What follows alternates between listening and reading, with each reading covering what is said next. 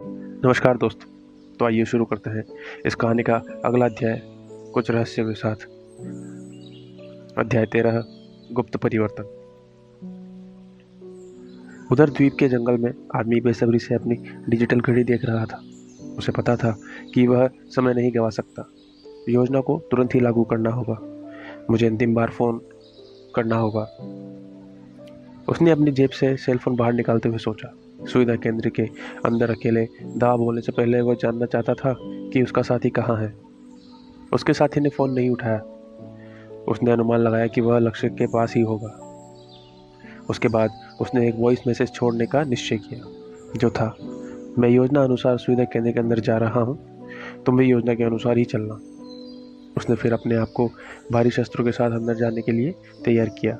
उसका चेहरा अभी भी एक आधुनिक काले मुखौटे के पीछे छिपा हुआ था। उसने सुविधा केंद्र के मुख्य दरवाजे के ऊपर से छलांग लगाई और चारों तरफ कैमरे की जांच करते हुए उसने एक स्थान पर कैमरा देखा। रास्ता साफ देखते ही उसने तीर चला दिया। वह सीधा कैमरे के बीचों बीच लगा और उसे नष्ट कर दिया। फिर वह अपने ऑटोमेटिक धनुष बाण के साथ इमारत के अंदर चुपके से घुस गया। उसकी आंख एक शीशे से ढकी हुई थी, जो एक चक्र से उसके माथे पर बंधा हुआ था। उसे शीशे पर अंदर उपस्थित आदमियों की तस्वीर, इमारत का 3D दृश्य, सभी कमरों व गलियारों सहित दिख रहे थे, जो उसे उस कक्ष की ओर ले जा रहे थे जहां ओम को बंधक रखा गया था। वह शीशे से अपने लक्ष्य पर निशाना साधकर उसे अपनी तीर से भेज सकता था, वह भी बिना किसी गलती के। उसकी कमर पर एक बेल्ट से बंधा बस्ता था, जिसमें सामने, पीछे और बगल में समान आकार की जेबें थी। उसके दाएं हाथ पर धातु का टुकड़ा कलाई से कोहनी तक बंधा था, जिसके आगे की तरफ एक तीर लगा हुआ था। वह एक दूसरा बस्ता अपनी पीठ पर लिए हुए था, जिसमें PDW-19 असॉल्ट राइफल थी। 250 फीट की रेंज के साथ वह पकड़ में 40% स्थिर, 20 गुना तक अधिक दृश्यता और 25 गोलियों का क्लिप साइज था। वह अपने आप 4.5 सेकंड में रिलोड हो जाती थी। 2 P622 पिस्टल, 150 फीट रेंज, 8 गोलियों का क्लिप साइज, जो लोड होने में 3 सेकंड का समय लेती थी। कुछ कदम सावधानी से चलने के बाद उसने एक सुरक्षाकर्मी को बंदूक लिए हुए गलियारे में दूसरे छोर पर देखा। वह धीरे से रक्षक की ओर बढ़ा। शीशे पर दिख रहा था कि वह रक्षक से कितनी दूर है। वह तब रुका और स्थिर खड़ा रहा। शीशे पर हरे रंग में लिखा आया, लक्ष्य पहुंच में है। इससे हाथ और आंख का तीर एवं लक्ष्य के बीच सामंजस्य स्थापित करने में मदद मिली। फिर उसने पहला तीर चलाया, जो सीधे लक्ष्य पर जाकर लगा। सुरक्षाकर्मी तुरंत मरकर गिर गया। वह सुरक्षाकर्मी की तरफ भागा, यह सुनिश्चित करने के लिए कि कोई आवाज न हो। उसने अपनी बेल्ट से बंधे बस्ते की एक जेब को टटोला और एक फाइबर प्लेट को निकाला। उस पर समय सेट किया और एक छुपे हुए कोने में दीवार पर चिपका दिया। फिर वह दूसरे आदमी को मार गिराने के लिए तैयार होते हुए आगे बढ़ा। रोज द्वीप के तट पर एक हेलीकॉप्टर उतरा, जिसका पीछा तीव्र गति वाली एक नाव कर रही थी, जो समुद्र को चीरती हुई उसी स्थान पर आकर रुकी। दूसरा मुखौटा धारक हेलीकॉप्टर को धीरे धीरे नीचे उतरते हुए देख रहा था। उसने अपना बस्ता उठाया और हेलीकॉप्टर की तरफ भागा। भागते भागते उसने अपने हथियार तैयार किए। जैसे ही लोग हेलीकॉप्टर से उतरे, उनका स्वागत गोलियों की बौछार से हुआ। कुछ ने पलटकर आदमियों पर गोलियां चलाई। वीरभद्र हेलीकॉप्टर से नीचे उतरा। वह जानता था कि जो पुस्तक उसके पास है वह एक खजाना है। अतः बिना समय खराब किए उसने अपनी जीप के लिए चारों ओर देखा और ढूंढते ही उसकी तरफ भागा। आदमी वीरभद्र की मंशा पाप गया था और उसे असफल करने के लिए उसने जीप के टायरों पर गोलियां चलाई और फिर चालक को भी गोली मार दी। वीरभद्र तुरंत ही चालक की जगह बैठा और गाड़ी का इंजन स्टार्ट कर दिया। वह पंचर हुए टायरों वाली जीप से सुविधा केंद्र की ओर भागा। बचे हुए आदमियों ने वीरभद्र को बचाने के लिए अपनी जिंदगी को दांव पर लगाते हुए गोलियां चलाने वाले को उलझा लिया। पूछताछ कक्ष में स्क्रीन पर दाढ़ी वाला ओम सोने के कुंडल और जनजातीय मुकुट सिर पर पहने हुए दिखाई दे रहा था, जिसे भगवान की तरह पूजा जा रहा था। ओम ने बोला, मैं लोगों को छल, कपट और धोखा देना नहीं चाहता था। मैं किसी का भी अनुचित लाभ नहीं उठाना चाहता था। कुछ बूढ़े कहते हैं कि मैं उनके लिए भगवान द्वारा भेजा गया अवतार हूँ। उन्हें विश्वास था कि मेरी सेवा करना स्वयं भगवान की सेवा करने समान है। लोगों ने मुझे जानलेवा बीमारियों से स्वस्थ होते हुए प्राकृतिक आपदा से बिना किसी नुकसान के निकलते हुए देखा था। यह विश्वास चलता रहा और मेरी जिंदगी कुछ समय के लिए बिना किसी घटना के गुजरती रही। परंतु तभी कुछ युवक किसी अज्ञात बीमारी से मर गए। लोगों के ध्यान में आना शुरू हुआ था कि मेरी उम्र एक दिन भी नहीं बढ़ी थी जब से मैं उनके कबीले से जुड़ा था। जाति के सभी बड़े बूढ़े जो मुझ में विश्वास रखते थे और पूछते थे, वे सभी सामान्य मौत मर गए थे, और उनके साथ ही उनका विश्वास भी। समय बदलता गया और उनके नेता भी बदलते गए। मैं अब एक सांप की तरह देखा जाने लगा, ऐसा सांप जो जवान रहने के लिए जवान लोगों से उनकी जिंदगियां खींच लेता है। उन्हें विश्वास था कि युवकों की मौत का कारण मैं था। उनमें से कुछ अभी भी मुझ पर विश्वास रखते थे और मेरे लिए लड़ते थे, परंतु विश्वास के उजाले पर डर का अंधकार छा रहा था। मुझे जाति से निष्कासित कर दिया गया था। उन्होंने एक बड़े सांप के डर से मुझे मारने की कोशिश नहीं की। मैं फिर से अकेला था। अब मैं जान गया था कि मुझे अपनी पहचान और स्थान बदलते रहना होगा।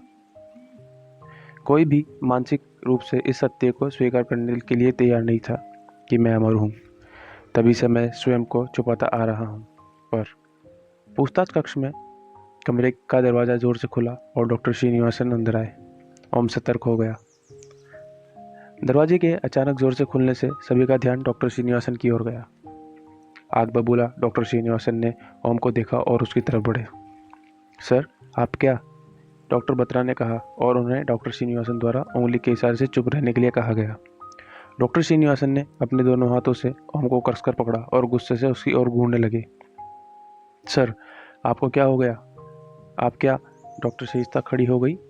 डॉक्टर श्रीनिवासन ने शाइस्ता की आंखों में देखा और वे फौरन जान गई कि कुछ भी न कहना ही उनके पास इस समय एकमात्र विकल्प है। डॉक्टर श्रीनिवासन ने पुनः ओम की ओर देखा और उसे हमेशा की तरह प्रश्नों की प्रतीक्षा करते हुए शांत व स्थिर पाया। बूढ़े आदमी ने अपने कक्ष से यह सब देखा और एक पैनिक बटन दबा दिया। एमी आंधी चिन्ना, ओम ने कहा। ओम की भाषा और लहजे में क्या हुआ छोटू, यह सुनते ही डॉक्टर श्रीनिवासन एकदम शांत हो गए।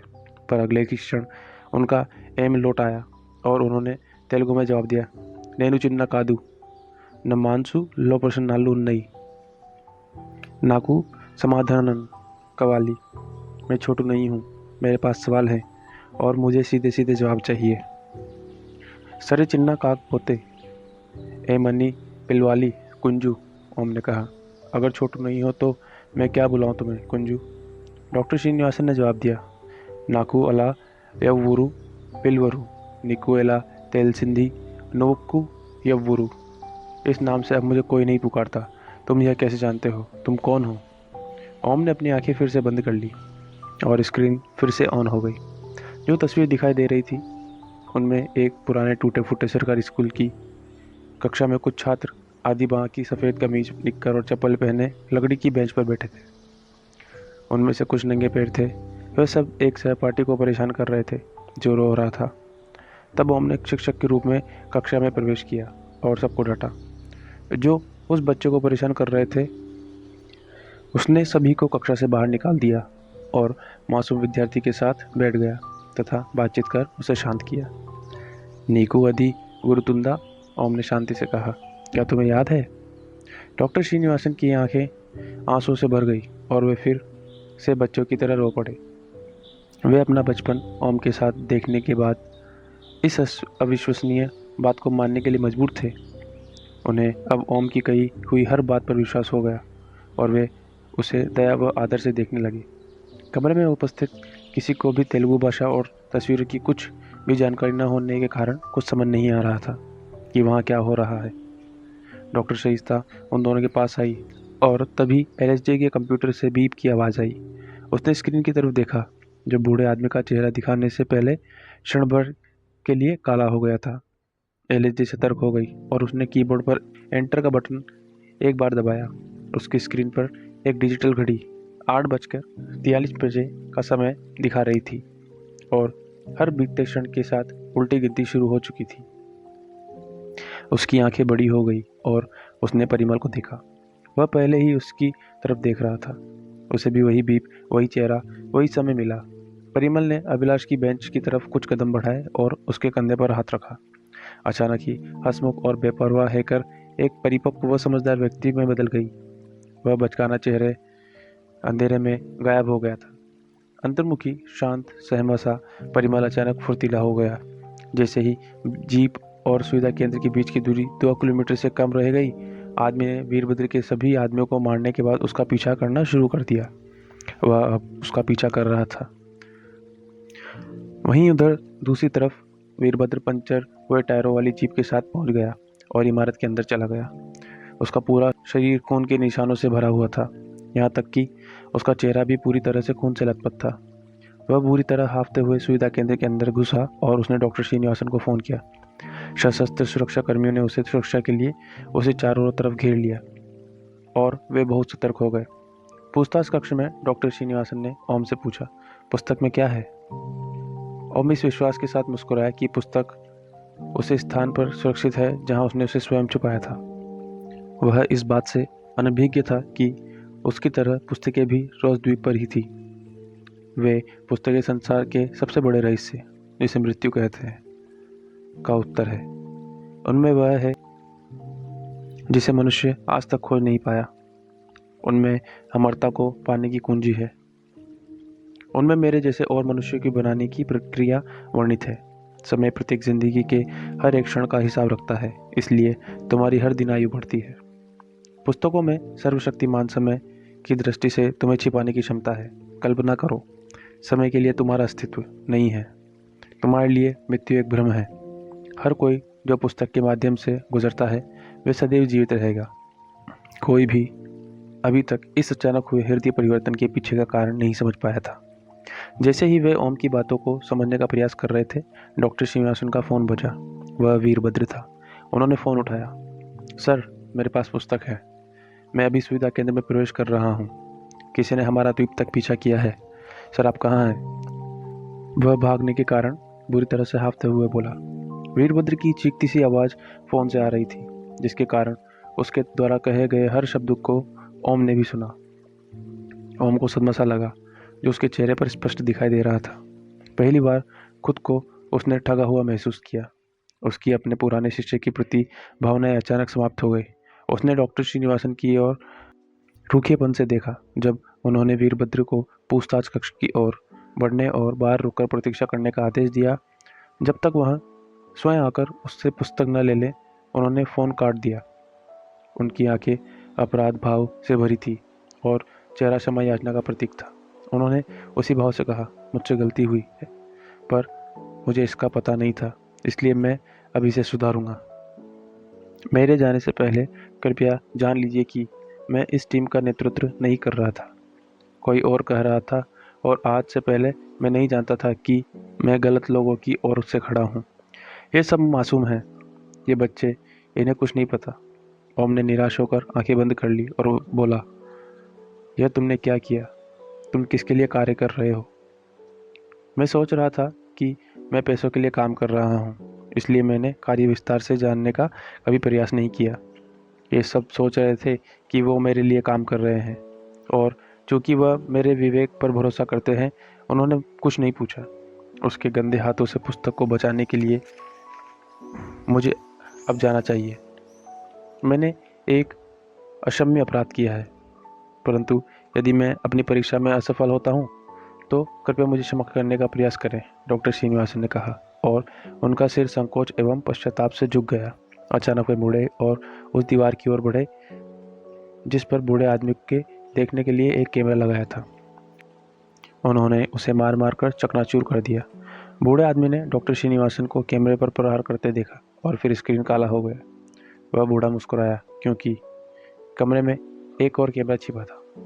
डॉक्टर श्रीनिवासन ने ओम का हाथ पकड़कर एक बार हल्का सा दबाया और फिर से वे जानने के लिए मुड़े। ओम ने पूछा, तुम्हें यह सब करने के लिए कितने पैसे दिए गए हैं? उसका नाम नागेंद्र है।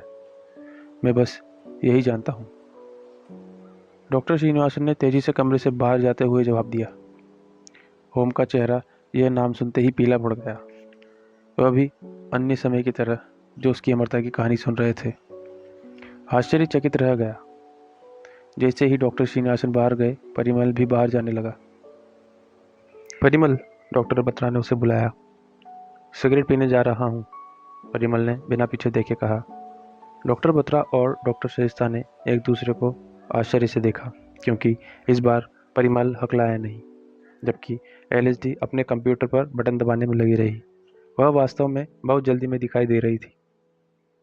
जैसे ही परिमल टीम के सदस्यों की नज़रों से ओझल हुआ, वह जितना तेज भाग सकता था उतनी तेजी से रसोई की ओर भागा, जो गलियारे के अंत में 3 बार दाएं मुड़ने के बाद सुविधा केंद्र के ठीक पीछे थी।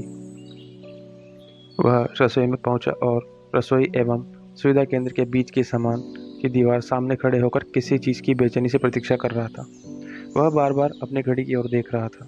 नागेंद्र अभी भी सबकी गतिविधियां ध्यान से देखते हुए अपनी मेज पर बैठा हुआ था।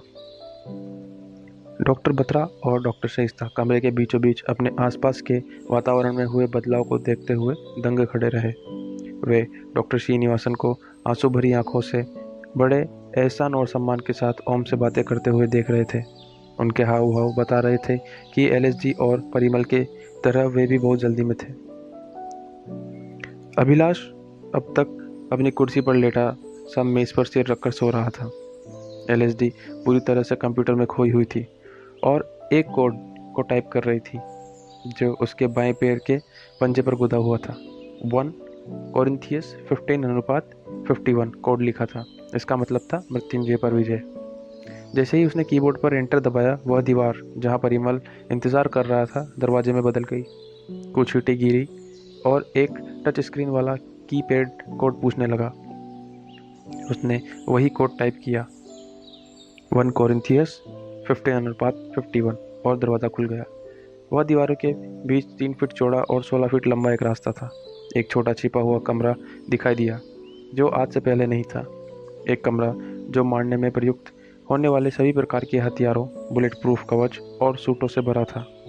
रास्ते में सफ़ेद प्रकाश था और सभी हथियार दीवारों पर लगे थे। पहले दरवाजे के ठीक सामने दूसरा दरवाज़ा था। यह दरवाज़ा पीछे पूछताछ कक्ष में खुलता था।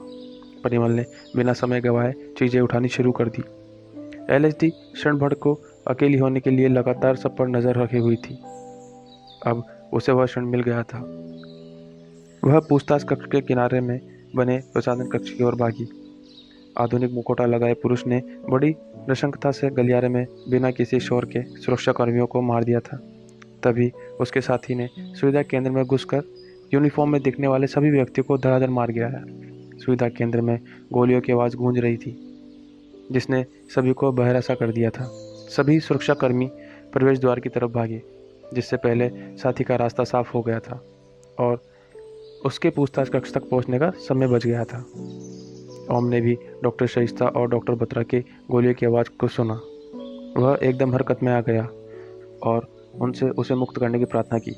अभिलाष ने अब भी कोई प्रतिक्रिया नहीं की और सोता रहा। डॉक्टर बत्रा उसके पास गए और डॉक्टर शाइस्ता अपने दिमाग में सही व गलत का द्वंद्व में फंसी और ओम के पास गई। डॉक्टर बत्रा ने अभिलाष को जगाने के लिए झंझोड़ा, पर वह वहाँ वैसे ही लेटा रहा। डॉक्टर बत्रा ने उसकी नब्ज जांची और उसे मरा हुआ पाया।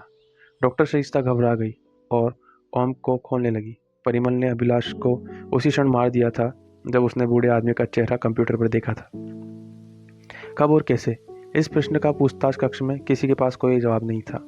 डॉक्टर श्रीनिवासन कक्ष के गलियारे में पहुंचे और वीरभद्र को उन्हें पुस्तक देने के लिए कहा। वीरभद्र ने स्थिति की गंभीरता को न समझते हुए पुस्तक उन्हें दे दी। डॉक्टर श्रीनिवासन ने पुस्तक को कसकर अपनी छाती से लगाया और वापस पूछताछ कक्ष की ओर बढ़े। बूढ़े आदमी ने यह सब कुछ देखा। उसने एक ईयरपीस उठाया और एक बटन दबाया। वह अपनी भारी आवाज में फुसफुसाया, प्लीज। एलएसडी ने प्रसाधन कक्ष में उसी प्रकार के ईयरपीस से ध्यान से सुना और जवाब दिया, हाँ सर।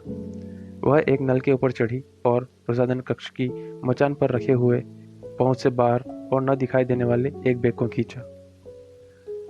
रास्ते से अंदर गया परिमल और जो उसमें से बाहर आया, दोनों पूरी तरह अलग आदमी थे, यद्यपि वे एक ही थे। पूछताछ कक्ष में डॉक्टर बत्रा और डॉक्टर शाइस्ता ओम को मुक्त करने का प्रयास कर ही रहे थे कि एलएसडी बाहर निकली। शाइस्ता और डॉक्टर बत्रा ने उसमें भीषण परिवर्तन देखा। उन्होंने देखा कि 2 P622 150 फीट की रेंज वाली और 8 गोलियों की क्लिप साइज वाली पिस्टल लिए हुए वह उनकी ओर बढ़ रही थी, जो 3 सेकंड में रिलोड हो जाती है। वही पिस्टल जिन्हें अपनी जांघों पर बांधे हुए आधुनिक मुखौटाधारी आदमी पूछताछ कक्ष की ओर बढ़ रहा था। भारी गोला बारूद से लैस आदमी के साथी ने बंदूका से एक ही वार में बहुत से सुरक्षा कर्मियों को एक साथ मारते हुए प्रवेश द्वार को उड़ा दिया। सुरक्षा कर्मियों के लिए उस द्वीप के घने जंगल में आदमी को ढूंढ पाना असंभव था। हर बीतते क्षण के साथ सूरज ढलता जा रहा था। सुरक्षा केंद्र में डॉक्टर श्रीनिवासन पूछताछ कक्ष में घुसे और जैसे ही उन्होंने एलएसडी को देखा वह तुरंत समझ गए कि सभी सदस्य इतने भोले नहीं थे जितना उन्होंने सोचा था। जब वे कमरे में आए तो बुरी तरह हाफ रहे थे। उन्होंने यह देखने का प्रयास किया जैसे कुछ भी न हुआ हो, परंतु एलएसडी ने उनका भाग्य निर्धारित कर लिया था। जैसे ही डॉक्टर श्रीनिवासन ने एलएसडी की आंखों में देखा, वह व्यंग्यात्मक तरीके से मुस्कुराई। एलएसडी ने बड़ी क्रूरता से डॉक्टर श्रीनिवासन के सीने में गोली मारकर उनसे पुस्तक छीन ली। डॉक्टर श्रीनिवासन फर्श पर गिर गए और उनके शरीर से खून बहने लगा। दर्द से छटपटाते हुए उन्होंने प्राण त्याग दिए। डॉक्टर बत्रा और शाइस्ता डॉक्टर श्रीनिवासन को अपनी अंतिम सांसें लेते और एलएसडी के क्रूर व्यवहार को देखते हुए स्तब्ध खड़े रह गए। पछतावा उससे कोसों दूर था। वहाँ बूढ़ा आदमी अपने कक्ष में एलएसडी के हाथों में पुस्तक देखकर मुस्कुरा उठा। एलएसडी ने डॉक्टर बत्रा और डॉक्टर शाइस्ता को निशाने पर लिया और धमकाया, हिलो मत, इससे पहले कि तुम्हें यह पता चले कि मुझे दोनों हाथ एक साथ चलाने की आदत है। तुम्हारी जान तुम्हारे बनाने वाले के पास पहुंच जाएगी। ओम, जो अभी तक पूरी तरह से मुक्त नहीं हुआ था, वह यह सब देखता रहा। तुम हमें मारना चाहती हो? तुम हमें सच में गोली मार दोगी? हाँ, डॉक्टर शाइस्ता ने हिम्मत दिखाते हुए कहा। अगर ज़रूरत पड़ी तो, एलएसडी ने सपाट उत्तर दिया। फिर तुम किसका इंतज़ार कर रही हो? शाइस्ता ने प्रश्न किया। एलएसडी ने बेशर्मों की तरह मुस्कुराते हुए कहा, अपने आदेश का। और कमरे में एकमात्र द्वार की ओर बढ़ते हुए उसने उसे अंदर बंद कर दिया। अपने रास्ते में पूछताछ कक्ष के बाहर खड़े 2 सुरक्षा कर्मियों की हत्या अपने मनपसंद एवं शांत तरीके से करने के बाद आदमी ने अपना मुखौटा और ग्लव्स उतार दिए। उसके बाल लंबे व सफ़ेद थे और शरीर सुगठित था। उसने अपने सीने से सुरक्षा कवच उतारा। उसने अपनी दोनों कलाइयों में सोने के बड़े बड़े कड़े पहने हुए थे।